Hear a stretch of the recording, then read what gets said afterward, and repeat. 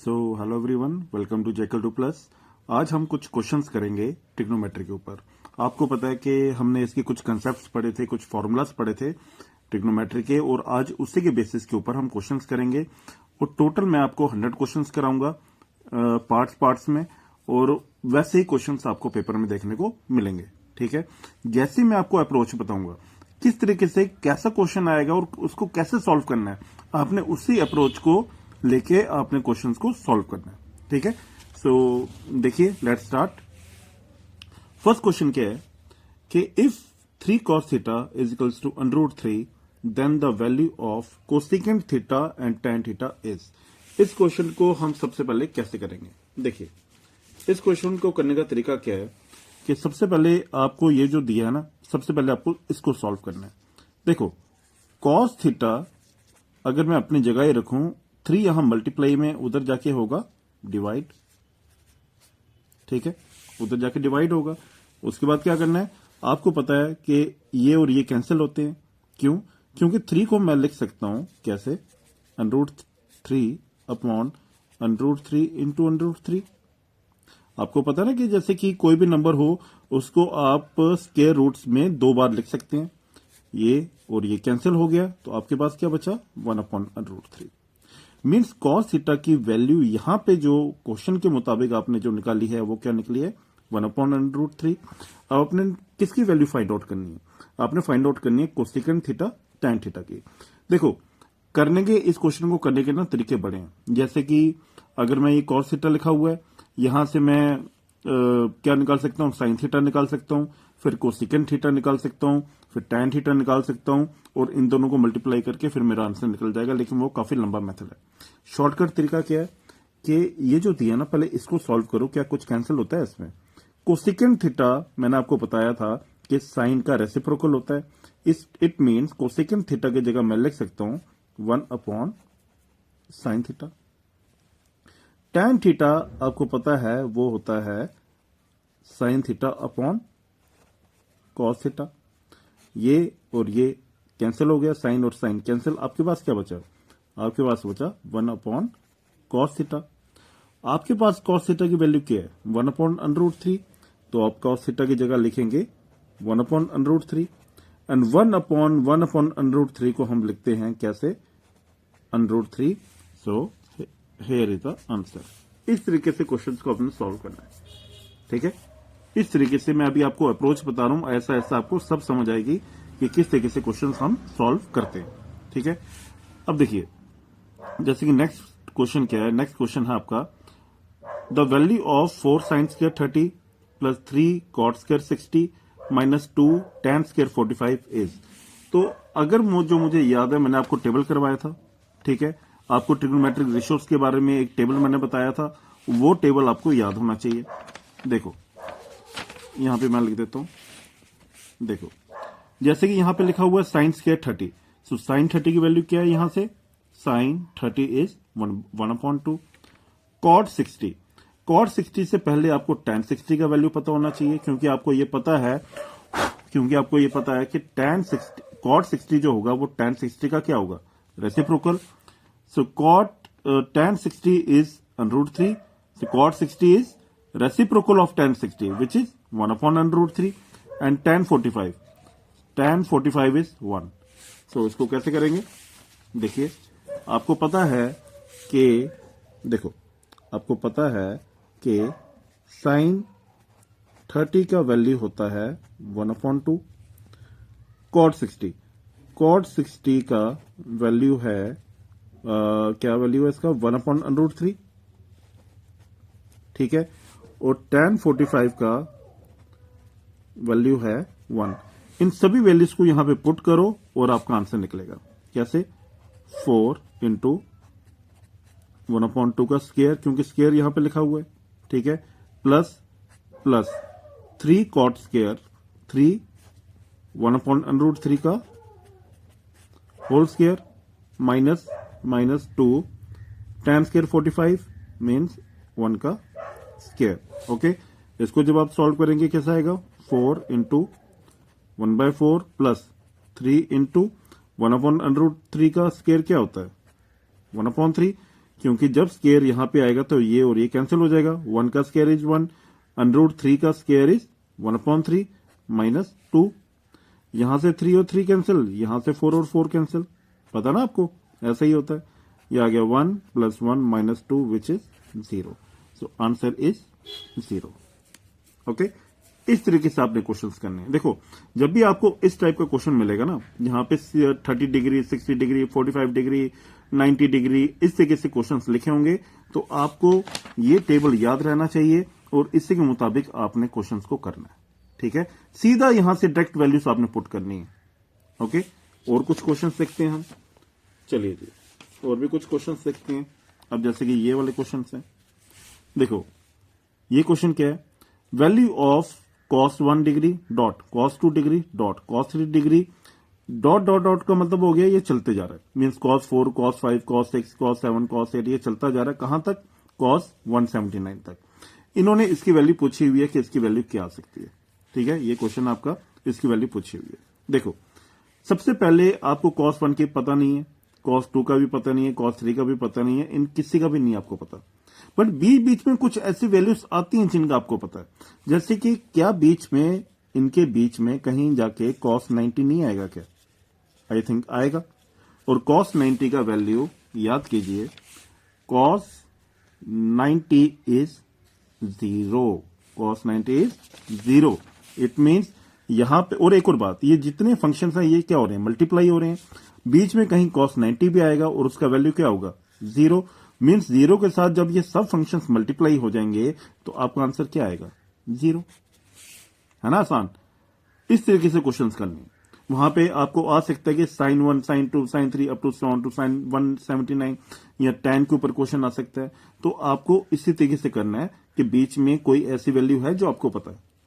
ठीक है, जैसे cos 90, sin 90, tan 90, इनका वैल्यूज पता होगा तो आप ये क्वेश्चन आराम से कर लेंगे।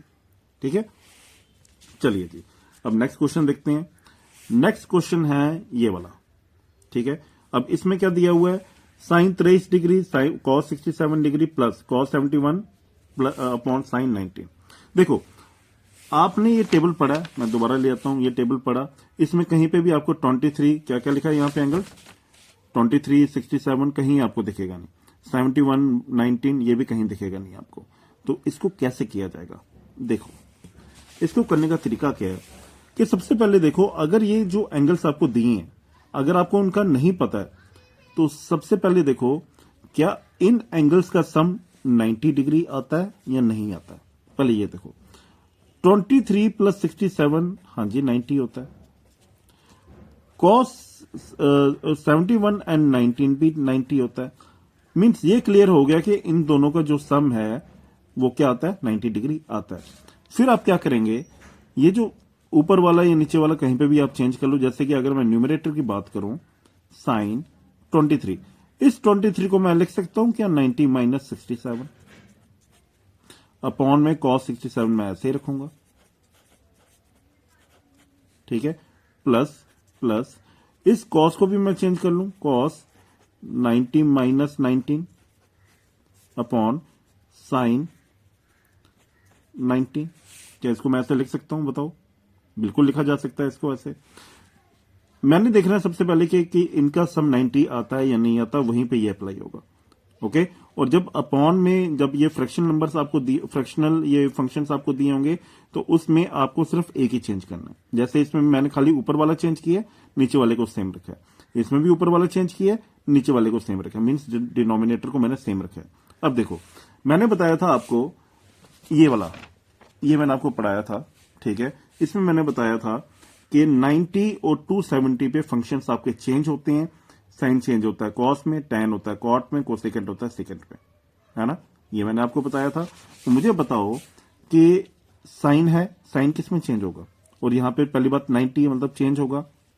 सो साइन चेंज होगा आपका कॉस, और ये एंगल सेम टू सेम आप ऐसे लिखते हैं यहां पे, अपॉन क्या आएगा, कॉस 67 प्लस कॉस, ये भी चेंज होगा क्योंकि 90 लिखा हुआ है, ये बनेगा साइन, और ये जो बाद वाला जो एंगल होता है ना वो हम सेम लिखते हैं, 19 अपॉन साइन 19।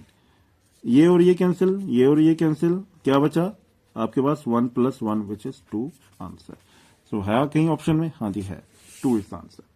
ओके, जब और क्वेश्चंस करेंगे ना हम, तो आपको पूरा पता लगेगा कि किस तरीके से क्वेश्चंस किए जाते हैं। ठीक है, इतना क्लियर हो गया। अब नेक्स्ट वाला क्वेश्चन देखते हैं कि the value of sine 15 degree. सबसे पहले आपने देखो 15 डिग्री का आपको वैल्यू पता नहीं है, आपने ये किया था, यहाँ पे 0 का पता है, 30 का पता है, 45, 60, 90, 180, बस इनका पता है। ओके, आपको साइन 15 का वैल्यू पता नहीं है, लेकिन इसको भी चेंज किया जा सकता है। बताओ, क्या साइन 15 को मैं ऐसे नहीं लिख सकता? साइन 45 - 30 लिखा जा सकता है। और एक मैं फॉर्मूला बताऊं, देखो क्वेश्चन जिस हिसाब से आएंगे ना, वैसे वैसे मैं आपको फॉर्मूलास बताते जाऊंगा, क्योंकि इसमें फॉर्मूलास बहुत ज्यादा है। ठीक है, उतने आप याद नहीं कर पाओगे। देखो एक मैं फॉर्मूला बताता हूं आपको साइन a - b का। साइन a - b का फॉर्मूला क्या होता है? ये फॉर्मूला होता है sine a cos b minus का लगेगा minus cos a sine b। ये फॉर्मूला होता है। ठीक है, अब देखो यहां पे 15 को मैंने चेंज कर दिया 45 - 30, क्योंकि आपको पता है कि 45 - 30 15 आता है, और 15 को मैं लिख सकता हूं 45 - 30। अब ये हो गया मेरा a, ये हो गया मेरा b। सो यहां से कंपेयर करके मैं इसको लिखूंगा क्या? इसको मैं लिखूंगा sine a mean sine 45 cos b means cos 30 minus cos 45 and sine 30 लिख दिया। अब साइन 45 का वैल्यू आप टेबल से देखना, वैल्यू होता है इसका 1/√2। कॉस 30 का वैल्यू होता है √3/2। ठीक है, ठीक है। उसके बाद माइनस कॉस 45 का वैल्यू होता है 1/√2 दोबारा, और साइन 30 का वैल्यू होता है 1/2। जब आप इसको कैलकुलेट करेंगे ये आएगा √3/2√2 माइनस 1/2√2। ठीक है, और इसको जब मैं एलसीएम लेके इसको मैं डिनोमिनेटर को एक ही बार लिखूं तो ये आएगा /2√2। है यहां पे कोई answer? √3 - 1/2√2। So here is answer. ठीक है, इस तरीके से क्वेश्चंस करने हैं आपने। ओके, कितने क्वेश्चंस हो गए अभी हमारे? 6 क्वेश्चंस हो गए तकरीबन। चलिए जी, और क्वेश्चंस देखते हैं। और क्वेश्चंस क्या क्या है देखिए। अब ये क्वेश्चंस है, ठीक है, इसको भी हम देखेंगे। देखो ये क्वेश्चन क्या बोल रहा है आपको? ये क्वेश्चन कह रहा है कि if sine 2a is equals to 2 sine a then a क्या होगा? पहली बात, a जो है वो आपका एंगल है। a क्या है? Angle. Sine 2a mean sine 2 theta का फॉर्मूला मैं आपको बताता हूं, वो होता है क्या? वो होता है 2 साइन थीटा कॉस थीटा। ये भी आपने याद रखना। ठीक है, ये फॉर्मूला याद रखना हमेशा। क्या? Sine 2 theta is 2 sine theta cos theta. Theta की जगह इन्होंने बस a लिखा हुआ है, तो फॉर्मूला वही रहेगा, बस थीटा की जगह क्या लिखेंगे आप? a। तो इस साइन 2a की जगह आप लिख सकते हैं क्या? 2 sine a cos a is equals to 2 sine a, है ना? ऐसे लिखेंगे। साइन ए कैंसिल, 2 कैंसिल, क्या बचा यहां पे? यहां पे बचा cos a is equals to 1, है ना? और अब मुझे बताइए कि cos a is equals to 1, cos का कौन सा एंगल होता है? कॉस 90। कॉस 90 क्या, सॉरी कॉस 0 क्या होता है? कॉस 0 1 होता है। ये कॉस और इस कॉस को आप कैंसिल करेंगे और a की जगह क्या आएगा? 0 डिग्री। इस तरीके से ये क्वेश्चन करने हैं मेरे भाई, समझ आई? So answer is 0। ओके, इस तरीके से क्वेश्चंस करने हैं आपने। नेक्स्ट देखते हैं, नेक्स्ट क्या है? नेक्स्ट है ये वाला क्वेश्चन। कैसे करना है इसको? इसमें भी आपको एंगल पूछा गया क्योंकि थीटा ये एंगल है। सबसे पहले आप इसको सॉल्व करेंगे। देखो √3 tan 2 theta minus 3 is equals to 0, ये गिवन में आपको दिया हुआ है। -3 को जब मैं उधर शिफ्ट करूंगा तो ये क्या बनेगा? ये बनेगा उधर मीन्स राइट हैंड साइड में शिफ्ट करूंगा, इक्वल टू के दूसरी साइड शिफ्ट करूंगा तो माइनस चेंज हो जाता है प्लस में। ठीक है, √3 इस tan 2 थीटा के साथ मल्टीप्लाई में है, तो इक्वल टू के जब मैं उधर शिफ्ट करूंगा क्या बनेगा? डिवाइड। सो ये बनेगा 3/√3, और इस 3 को मैं लिख सकता हूं √3 इंटू √3 अपॉन √3। किसी भी नंबर को आप 2 बार मल्टीप्लाई कर सकते हैं ऊपर √ लगा के, क्योंकि जब मैं इनको दोबारा मल्टीप्लाई करूंगा दोबारा यही बनेगा। ओके, ये और ये कैंसिल, तो आपके पास tan 2 थीटा कितना आ गया, tan 2 थीटा आ गया √3। और आपको बात बताऊं कि √3 tan का कौन सा वैल्यू होता है, मुझे तो याद है बट आपने याद करना है tan 60 डिग्री। ओके, tan और tan कैंसिल, सो आपका आंसर अभी 2 थीटा इजकल्स टू 60 डिग्री। लेकिन आपको थीटा चाहिए ना कि 2 थीटा चाहिए, सो इस 2 को भी आप वहां शिफ्ट करेंगे। सो कैसे बनेगा ये, theta equals to 60 degree upon 2, क्योंकि 2 यहां मल्टीप्लाई में उधर जाके डिवाइड, सो ये और ये कैंसिल होगा, तो 30 degree, so theta equals to 30 degree answer. So 30 degree है, हाँ जी है। ओके, इस टाइप से आपसे क्वेश्चन पूछे जाएंगे और इसी तरीके से आपको क्वेश्चन करने हैं। ओके, हाँ चलिए जी, अब नेक्स्ट क्वेश्चन क्या है। नेक्स्ट क्वेश्चन है कि ओहो ये जहाज कहां से आ गया, देखो नेक्स्ट क्वेश्चन है, if cot a is equals to 1 upon √3 then find the value of 1 minus cos 2a upon 1 plus cos 2a। पहली बात, ये फॉर्मूलास मैंने आपको बताने हैं क्या, कि 1 माइनस कॉस 2a, याद रखना ये इक्वल होता है 2 साइन स्क्वायर a, और 1 प्लस कॉस 2a इक्वल होता है 2 कॉस स्क्वायर a। ये फॉर्मूलास भी आपने अपने दिमाग में कहीं ना कहीं छाप लेने हैं, ये 2 फॉर्मूलास, ठीक है। क्या कि 1 माइनस कॉस 2a किसके बराबर होता है, 2 साइन स्क्वायर a के बराबर, और 1 प्लस कॉस 2a किसके बराबर होता है, 2 कॉस स्क्वायर a के बराबर। अब क्या करेंगे, देखिए इतना हो गया। अब क्या करना है, सबसे पहले देखो ये जो दिया है ना आपको, इसको भी ऐसे ही रखो, इसको पहले सॉल्व करो। 1 माइनस कॉस 2a की जगह क्या आ जाएगा, 2 sine square a upon 1 plus cos 2a की जगह क्या आएगा, 2 कॉस स्क्वायर a। ये और ये कैंसिल, साइन अपॉन कॉस होता है tan, स्क्वायर का स्क्वायर ही लगेगा अपनी जगह, ठीक है। एक और बात देखो, मैंने आपको बताया था कि tan जो होता है वो रेसिप्रोकल होता है cot का, या cot को आप लिख सकते हैं 1 अपॉन tan भी लिख सकते हैं, ठीक है।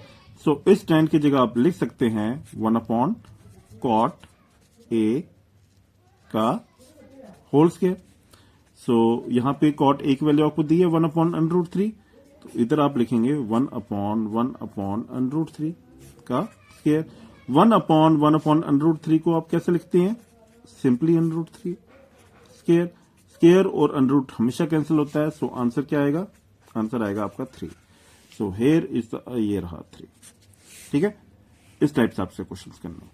हाँ जी, नेक्स्ट जो क्वेश्चन है ना ये वाला, जब भी आपको इस टाइप से क्वेश्चन आएगा ना कि लिखा हो कि if 16, 15, 14 tan a is equals to 12, या कुछ tan cot, कुछ इस तरीके से लिखा हो, यहाँ पे या तो cot लिखा होगा या tan लिखा होगा, नंबर अपनी मर्जी से कुछ भी लिखे जा सकते हैं। और यहाँ पे पूछेगा कि भाई फाइंड आउट करो ये sin a plus cos A upon sin a minus cos A, या sin a minus cos A upon sin a plus cos A, कुछ ऐसा लिखा हो। जब यहाँ पे tan या cot लिखा हो और यहाँ पे sin a cos a में लिखा हो, तो याद रखना इनको आपने डिवाइड करना है। किससे, देखो इसको मैं डिवाइड करूंगा साइन से। क्यों करूंगा मैं बताता हूं, डिवाइड बाय साइन। सो इस पूरे को भी साइन से, इसको पूरे को भी साइन से, ये आएगा मेरे पास क्या, sine a upon sine a plus cos a upon sine a upon sine a upon sine a minus cos a upon sine a। अब मैंने साइन a से ही क्यों डिवाइड किया, कॉस से क्यों नहीं किया, अभी आपको पता लगेगा। ये और ये कैंसिल, ये और ये डिवाइड हो गए, यहां पे क्या बचा 1 प्लस कॉस अपॉन साइन, मैंने अभी बताया था क्या होता है, कॉस अपॉन साइन होता है कॉट, ये भी आपने याद रखना है। देखो tan जो होता है ना, tan मैंने यहां पे लिखा नहीं है, मैं लिख देता हूं। tan का formula in terms of sine और कॉस होता है, tan होता है साइन अपॉन कॉस,